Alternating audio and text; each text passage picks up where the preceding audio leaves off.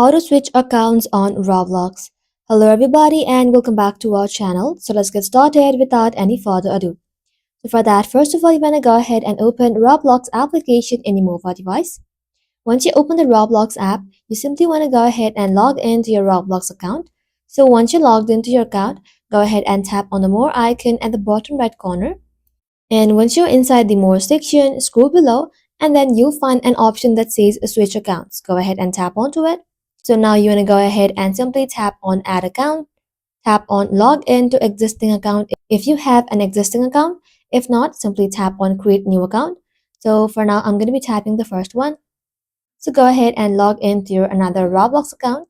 So once you're logged into your another Roblox account, you'll then be able to switch account just like so in Roblox.